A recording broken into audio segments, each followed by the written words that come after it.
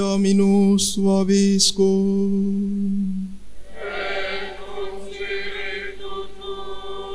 Lectio Sancti Evangelii secundum Lucas.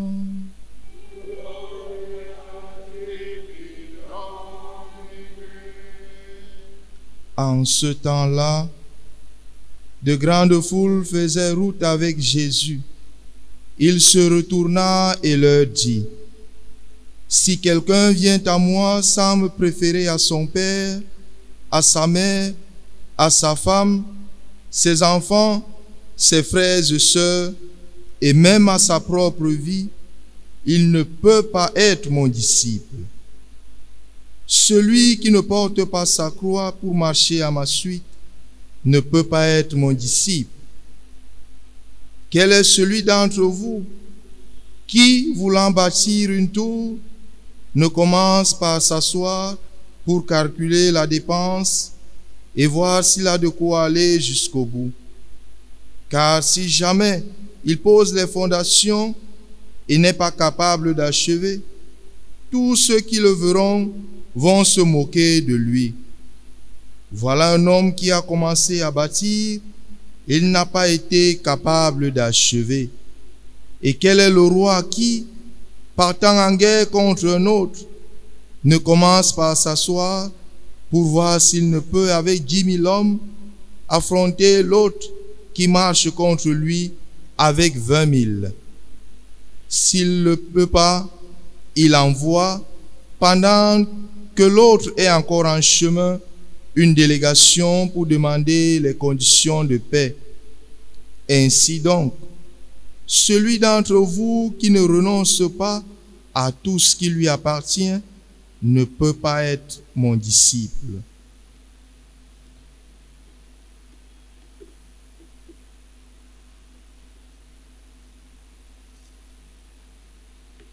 Acclamons la parole de Dieu.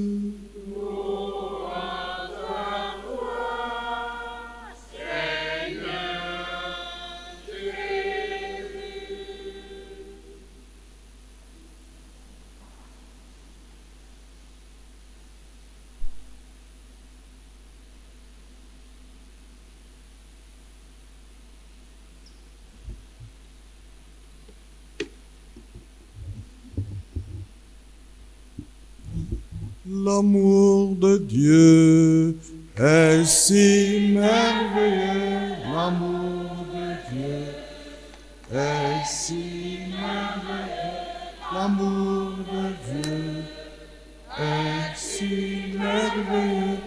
Oh, celui qui aime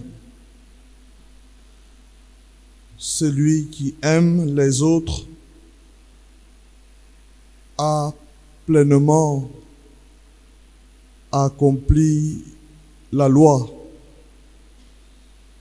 Celui qui ne commet pas l'adultère, celui qui ne commet pas de meurtre, celui qui ne vole pas, celui qui ne convoite pas,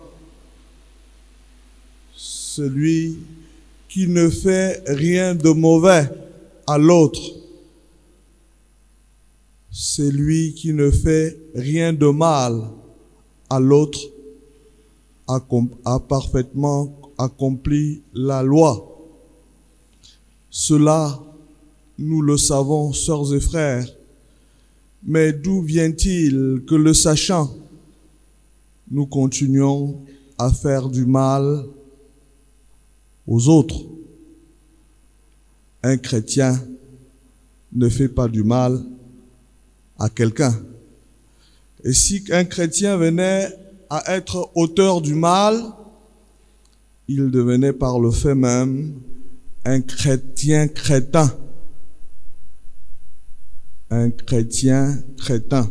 Sœurs et frères, chers confrères dans l'épiscopat, Jésus nous appelle ce matin à sa suite.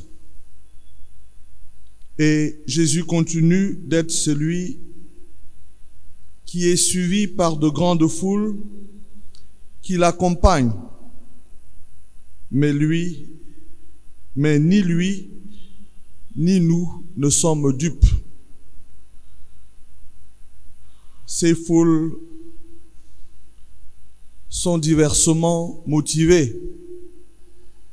Les uns espèrent un miracle, d'autres une parole lumineuse pour leur vie.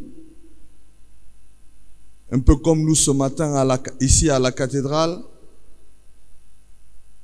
certains viennent intercéder pour d'autres. Et en nous regardant, ils se disent peut-être le miracle que j'attends depuis va s'accomplir ce matin.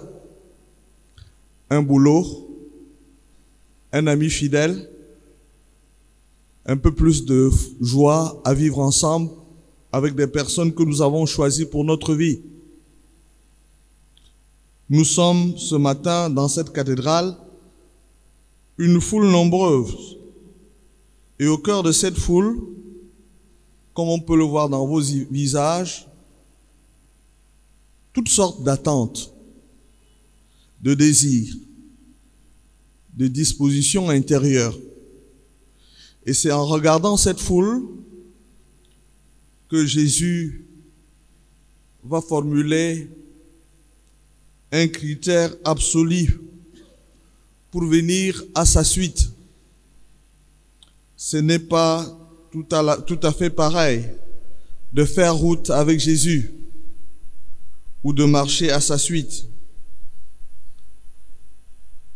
Une question: sommes-nous vraiment attachés à Jésus? Sommes-nous disciples de Jésus?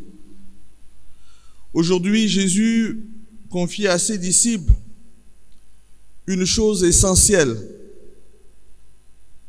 une condition sans laquelle nous ne pourrions véritablement le suivre.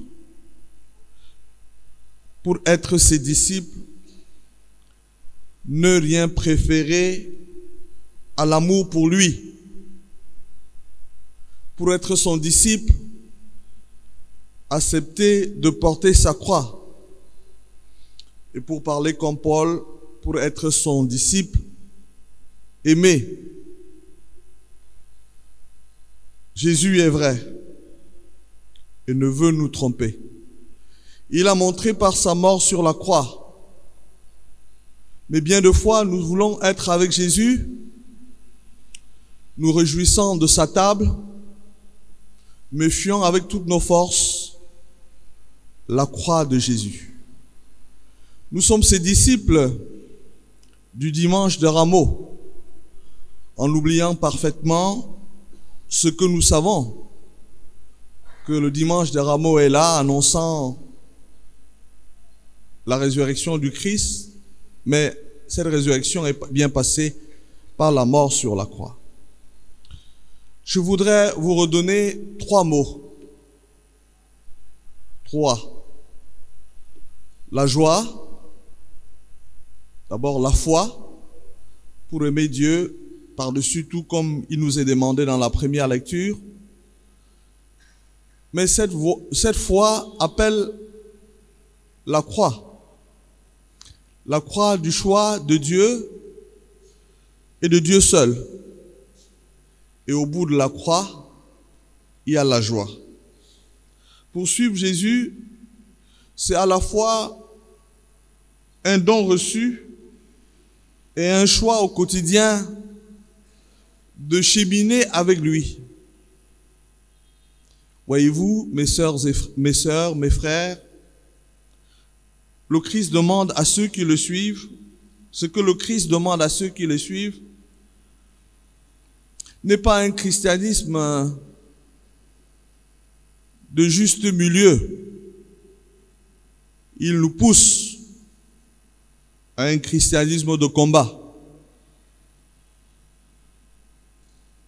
un christianisme de décision, un choix clair, pas un pied dedans, un pied dehors comme nous savons faire,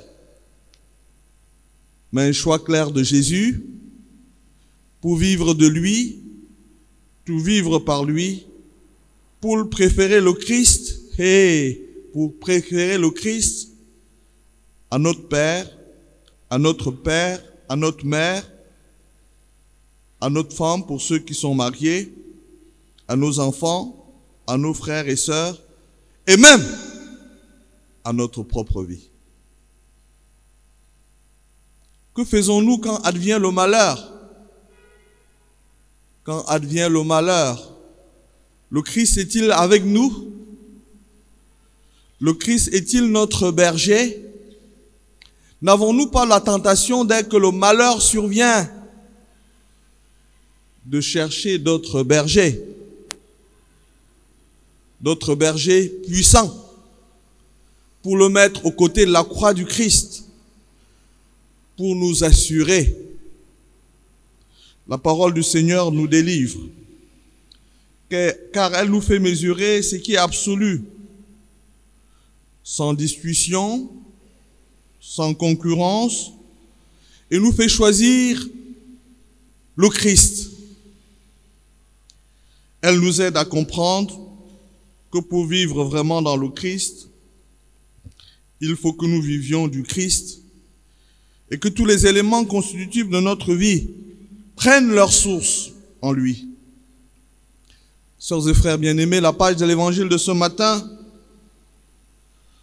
n'ouvre pas nos vies, osons le dire encore, sur un héroïsme, mais nous offre de devenir, et je vais lâcher le mot, des saintetés. Que vous et moi, nous puissions être saints, des saints hommes, des saintes femmes. Et pour devenir des saintetés, il n'y a pas 1000 chemins, il n'y a pas 1000 solutions.